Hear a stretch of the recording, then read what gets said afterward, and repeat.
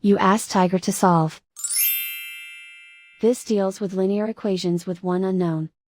The final result is x equals 12. Let's solve it step by step. Group all constants on the right side of the equation. Subtract 1024 from both sides. Group like terms. Simplify the arithmetic.